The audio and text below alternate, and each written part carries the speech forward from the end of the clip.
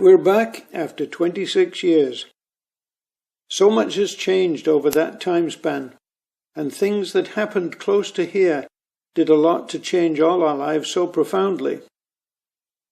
Billions were made with no signs of factories or industry of any type. If you forget about the California traffic, then it's still a nice place to visit. We're studying a local tourist map, but we actually arrived with no maps at all, just a Garmin car navigation system that easily goes in a pocket. Technology coming from nearby Silicon Valley made possible the navigation device and a whole lot more things we now regard as essential. There are two big universities in the area, California State University at San Jose and the ultra-prestigious private university at Stanford. We've just signed up for the walking tour of the Stanford campus, so here we are, outside the Visitors Center, along with a group of young student aspirants, parents and grandparents. Of the thousands who apply here, only 5% will be offered a place. Now that perhaps is the lowest acceptance rate anywhere. We'll just let a few of our campus photos play as the Stanford story unfolds. Cisco, Hewlett-Packard, Sun Microsystems, Google and Yahoo were all founded by Stanford alumni, the last three by dropouts, who were in good company anyway. J.F. Kennedy, the politician, dropped out. So did John Steinbeck, the writer, and Tiger Woods, the golfer. Business successes of alumni have brought huge wealth to so many, and the university has also been a beneficiary in a big way. The original building exteriors are still intact, and beautifully designed new facilities are filling up this 8,000-acre site at Palo Alto. Don't run away with the idea that this is a techie campus. Very far from it. Policy experts and politicians abound. It produces more U.S. congresspersons than any other institution. Now, it's hard to know whether to put this on the credit or the debit side, though. All the world's greats have spoken at the Memorial Auditorium, as long as they were not too unfriendly to the U.S. The leafy campus is an incubator of American wealth. Money as well as brains brought us into the digital age. Right now, Tesla, the luxury electric vehicle maker, has its headquarters on the campus. EV charging stations are included. Now this is something else, valet parking on campus. It's at the very upmarket Stanford Shopping Center. It's Sunday and the place is busy. So many digital transactions, it's positively deafening. Not too many overweight Americans to be seen here, because about 50% of these wealthy locals are of Asian descent.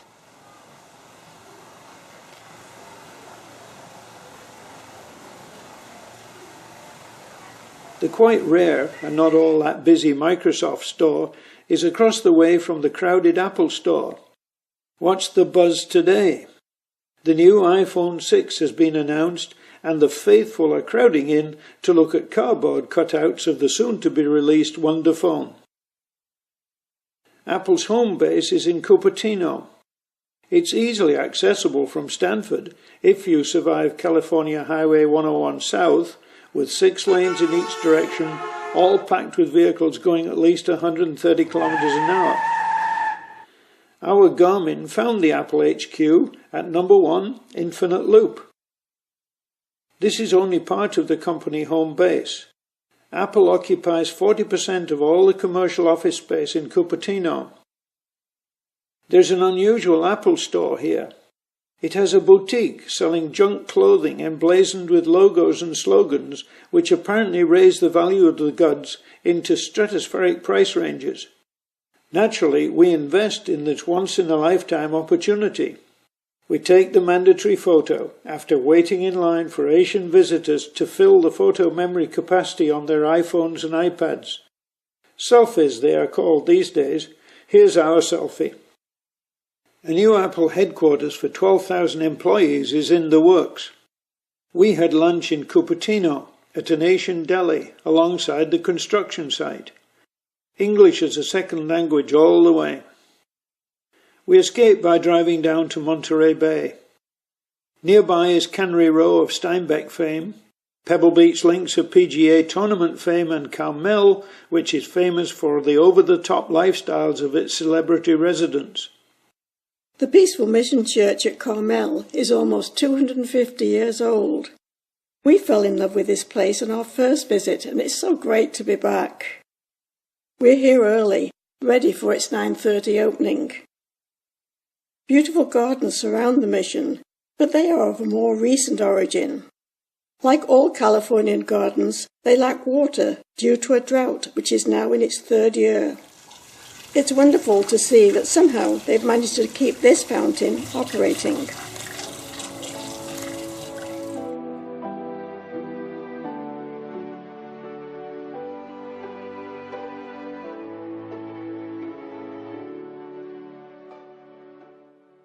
The mission church was built way before the gold rush days. It was built by the Spanish as part of a chain of similar missions to save the souls of the original heathen inhabitants. This building was in ruins by the mid-1800s. It was lovingly restored to its present form. The roof structure in particular is totally faithful to the original design.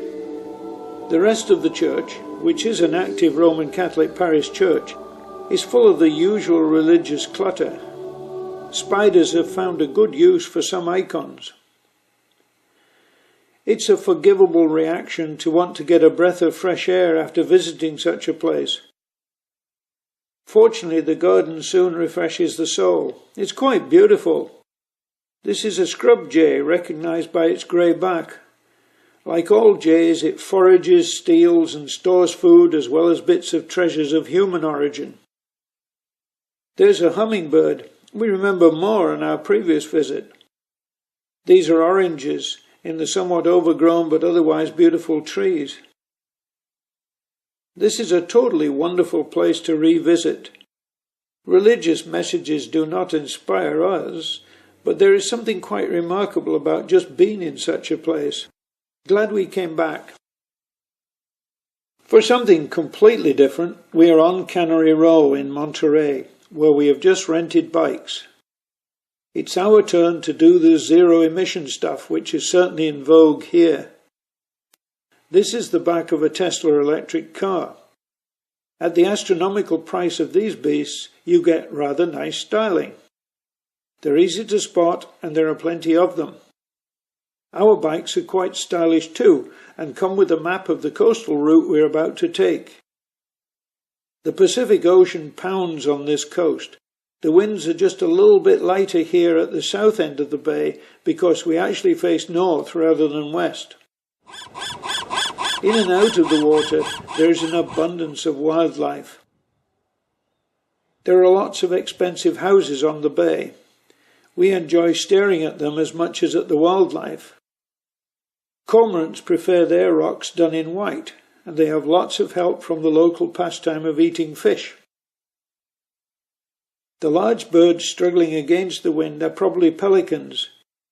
Their appetites are insatiable, so they patrol along the shoreline all day long.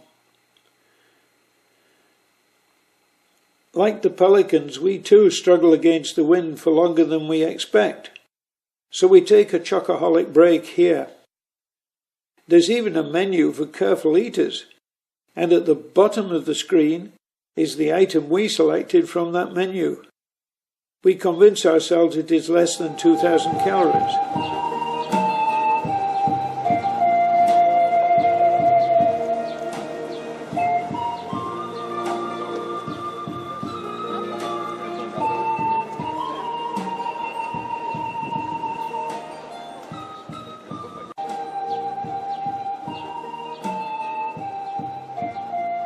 The old fish processing buildings have been renovated into people places. The name Cannery Row came from John Steinbeck, and the street was subsequently renamed to conform to his fictional narrative. Steinbeck's writing was sympathetic to the plight of migrant workers and other unfortunates in Depression times. Of Mice and Men, The Grapes of Wrath, and East of Eden are his much regarded works. He got the Nobel Prize for Literature in 1962 and died 6 years later. Guess what? Another Stanford dropout. Here he is, now honoured after being rejected by many in the US, probably on account of what was perceived as his left-wing views.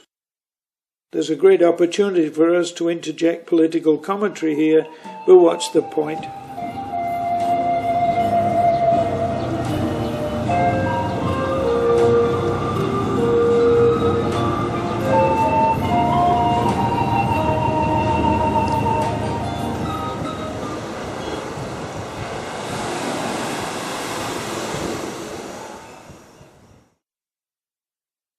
Just the sight of the beach at Monterey reminds us that we are so close to one of the world's most pristine beaches, Carmel Beach. We plan to walk it after we have visited Fisherman's Wharf in downtown Monterey. Californians jog, walk and cycle just as West Coast Canadians do. The waterfront in the centre of Monterey is a people place, just like Cannery Row, which is more on the edge of town. There's a lot of history in both places, but here it's very special. These are Spanish colonial buildings from the early 1800s. Across the way is the actual entrance to Fisherman's Wharf. The Mexican-American War was a prickly affair in the mid-1800s, with lots of action right here. Even without drones and guided bombs, the Americans won that conflict. The bear flag symbolizes the Republic of California and was certainly flown in these parts. This was a short-lived entity and rapidly gave way to statehood for California. Besides the old colonial buildings, there is a wharf with no longer a fishing fleet, but a predictable collection of cheap restaurants and tourist traps. We had predictably bad fish and chips, the sort that go with American beer. We decided on this as a safe bet after viewing a host of colourful seafood displays. This guy on his private rock in the harbour is clear evidence that even on an apparently healthy diet, it is easy to overdo the quantity. Carmel Beach is nature's gem along this coast. The water is very cold, but that doesn't diminish the top-flight status of the beach in any way. The fog bank out at sea is a feature of the California coast, and it sometimes doesn't move offshore until noon. This guy is not as grumpy as his grisly demeanour might suggest. He has a Canon digital single-lens reflex camera, and we suppose his Tesla electric car is parked nearby. He appears to live off the avails of sand sculptures, which he claims to do from memory. $1 poorer, we're headed down to the beach. The sand is pure white with the texture of flour. Everyone walks the beach staying close to the pounding surf, because that's where the wildlife is most easily seen.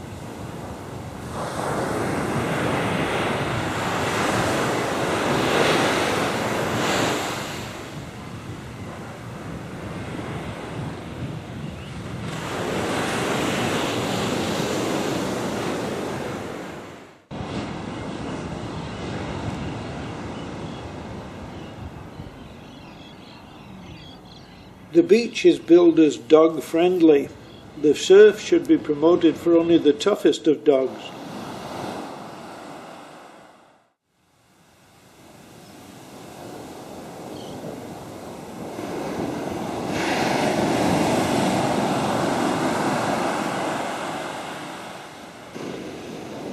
One stays well back because of the drying routine of all dogs.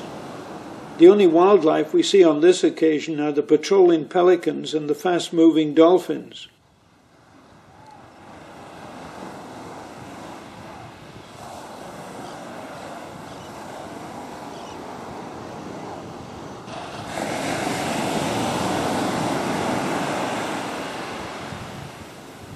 We are leaving the beach and heading for the centre of Carmel. This must be the boutique capital of California.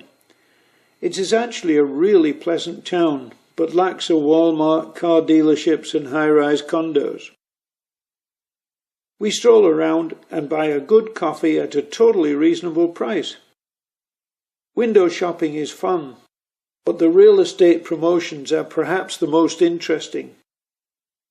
2 to 3 million gets a nice place, and away from the ocean views there are lots of humbler offerings. The celebrities avoid the latter in favour of windy and noisy locations with quality seabird droppings and fog. These leafy streets remind us of Niagara-on-the-Lake in Ontario. There's no parking meters, and many of the cars are electric or unusual in some way. It's fun to window shop and to explore the many lanes and courtyards. But there's nothing old about Carmel. It was purposely built this way to look old. It's really quaint and worth a visit. Is this a new Californian Impressionism craze? Don't laugh, the galleries in town are full of this stuff. We're at the other end of the Carmel waterfront, away from the town. The Carmel River enters the Pacific right here. Birds come to rest and clean up in the fresh water. The birders probably hope for more, but we only see terns. Their numbers suggest that they are unlikely to be an endangered species.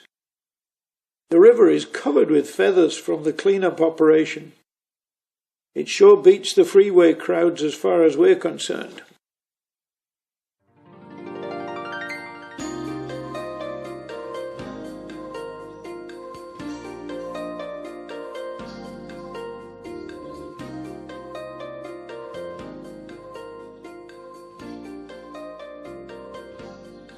A former sardine factory on Cannery Row is now the Monterey Aquarium, and what a great aquarium it is.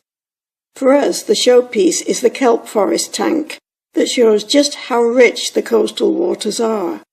Fish of every size, shape and colour, including of course the sardine. The artificial but incredibly realistic ocean swell movement is quite wonderful. These anemones are native, but the tropical fish are not.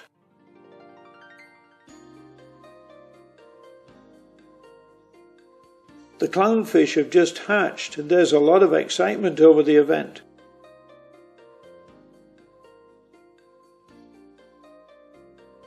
The live coral and its colourful fish are just so fascinating to watch.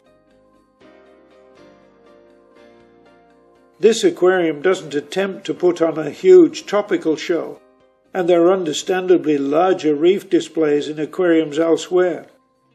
The more intimate nature of these tropical tanks is very nice. You can watch for a very long time.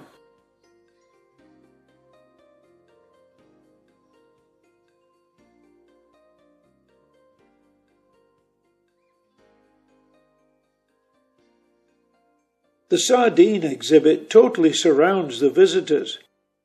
How many are there and what fuels their constant motion? You have to remind yourself that this is not some clever fabrication of the digital age. Totally amazing.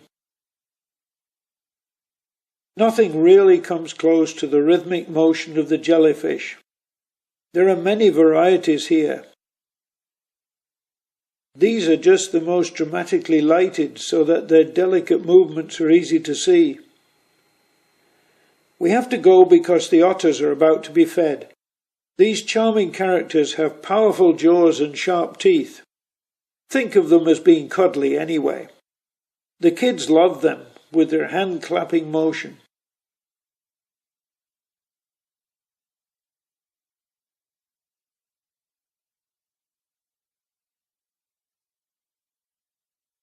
A lot of care is taken to be sure that each animal gets its fair share of food being doled out.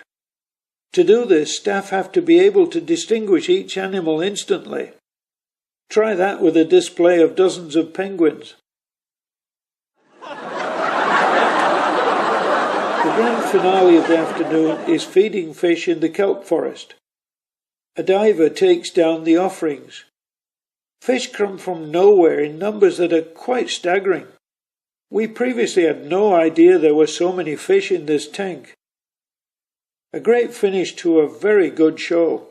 We are impressed by the powerful educational message carried throughout the exhibits, and the kids love it.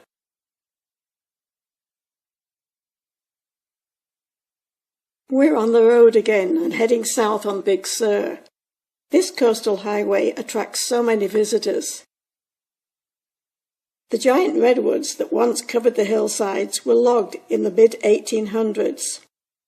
Road building in the Depression years of the 30s opened up this area. The fog hasn't quite cleared from the iconic Bixby Bridge, which is as old as we are, in fact. Before this bridge was built, the coast was unpopulated and very wild. It still is without cell phone coverage, and few people live here. Huge numbers of visitors come now, and not all are in cars. The road ranks among one of the world's 10 best on many travel sites. Driven quite fast, it takes over 2 hours. It's 10 a.m. and the fog has gone. Most of the time, the road is high above the ocean. It comes down for some really close encounters with wildlife at sea level. These squirrels do their best to make sure we notice them. The sign seems to reflect fear of an invasion of overweight squirrels. A joke really when you look at this beach, which with the adjacent one is home to 18,000 elephant seals. Right now the adults have gone. These are the kids.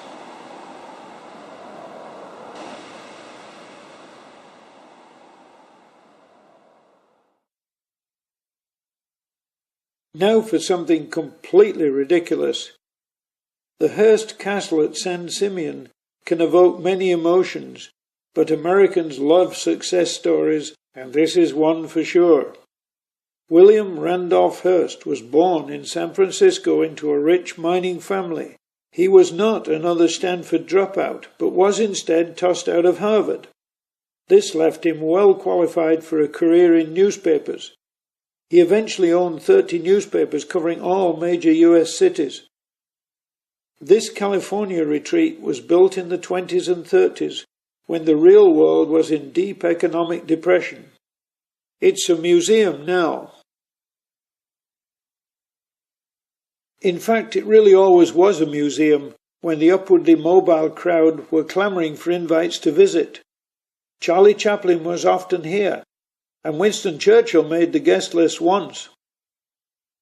Now about 750,000 visitors come annually.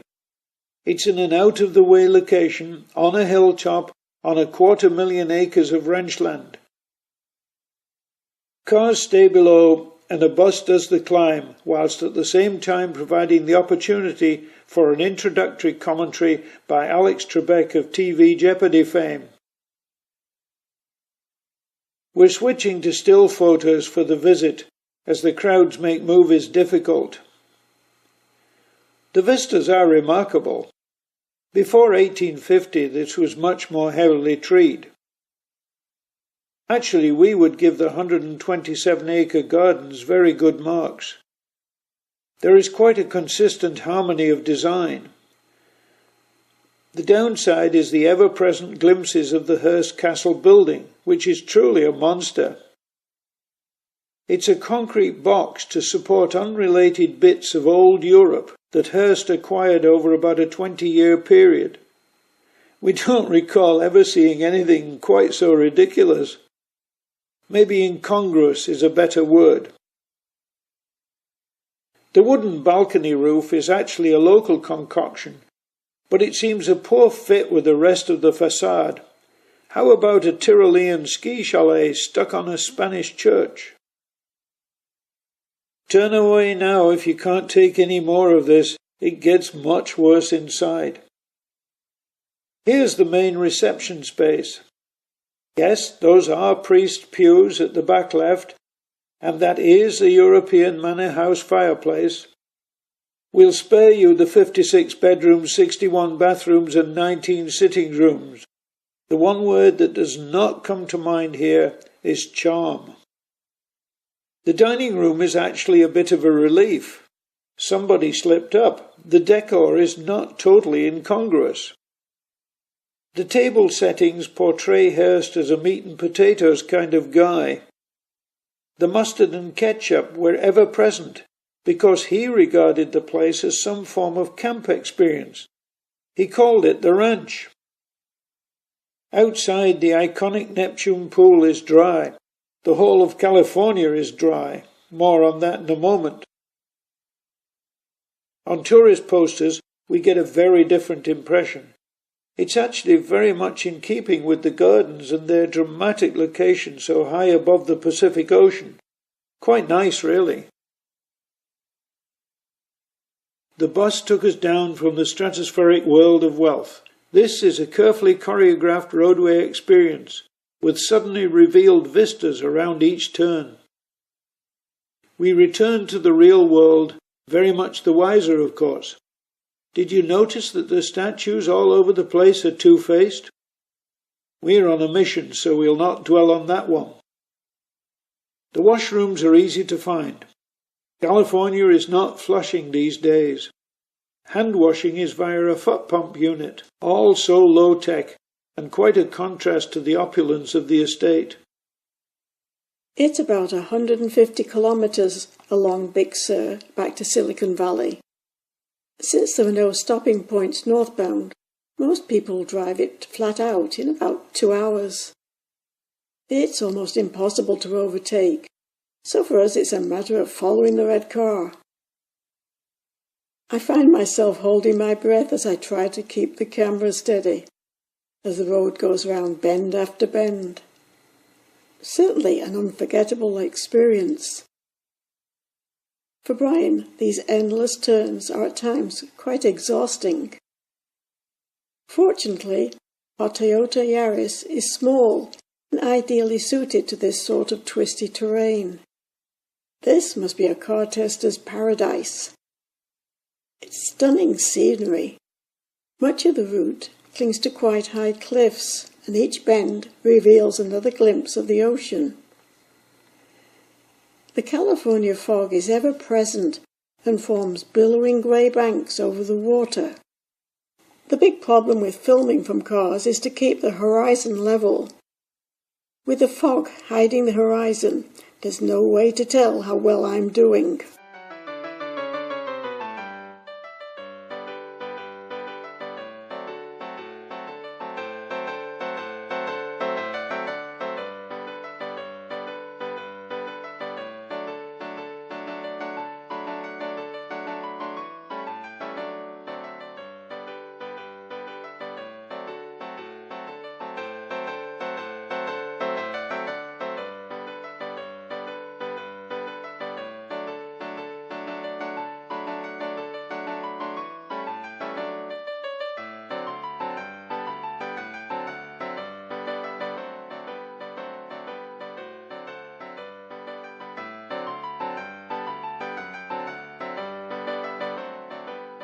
Day 6, and we are back in Silicon Valley at the city of Mountain View. Joan willingly spends 5 hours in this museum, so it's obviously special. It tells an amazing story of people who didn't speculate on the future, they invented it. Though the digital age was launched from here, it may really have had its start where we were in 1950, at the University of Manchester. I worked in an office building that looked down on the newly constructed electrical engineering facility, which housed some incredible computers. Like all new staff in the office, I was told I must go and see them. At that time, I really didn't appreciate fully what I was looking at. There was the world's first stored program computer, the world's first transistorized computer, as well as the world's first commercially built general-purpose computer.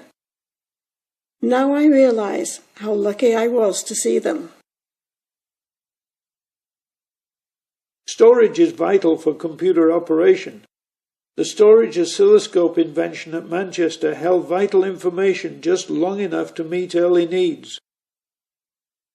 IBM later went to town on magnetic storage. Even with 50 disks and weighing 1,000 kilos, this one was no match in cost, size and capacity for a present-day pocketable flash drive. Invention and commercialization were critically dependent on the availability of garages, or so folklore has it. Bill Hewitt and Dave Packard's is still preserved in Palo Alto. Another garage startup that everyone knows about involves Jobs and Wozniak. Their first garage-built computer is here, signed by Woz himself. Fortunately, Commodore turned the pair away. They wanted too much for their invention. 6 million Apple II models sold over the next 16 years. The Commodore PET was gone after only 5 years. Scientific labs rapidly filled with mini-computers such as the PDP-8, which I used in crystallographic research. Without an operating system, it was no fun to wake up and get working.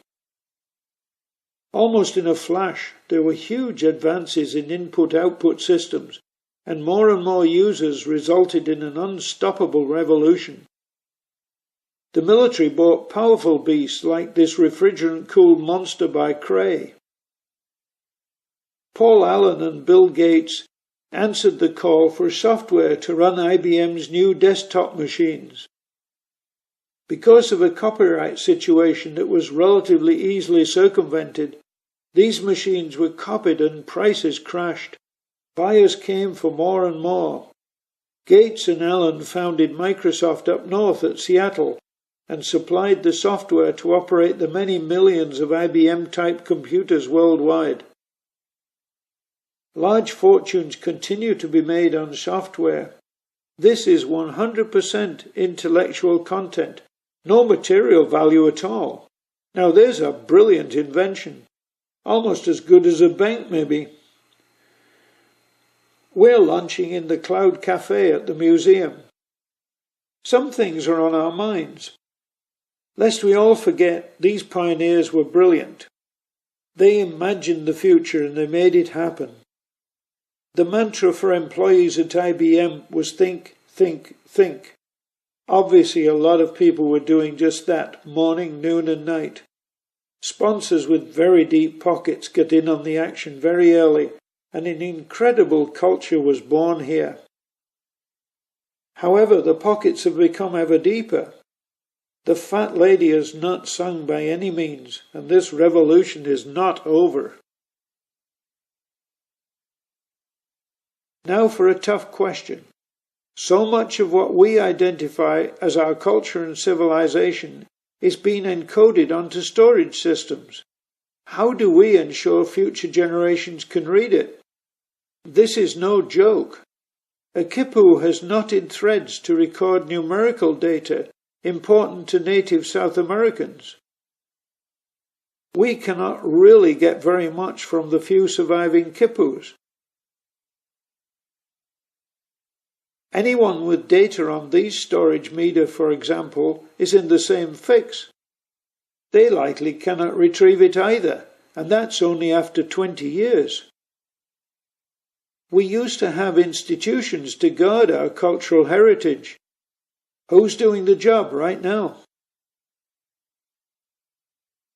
Anyhow, on a less serious note, here's a nice little epilogue. The first handheld electronic calculator was the Bomar, seen here in the museum display. It has a light-emitting numerical diode display. The initial high-purity gallium arsenide for the display on this very same model was made in my lab at the National Research Council in Ottawa. The tentacles of this revolution reached around the world, and having a little part of it was really quite nice.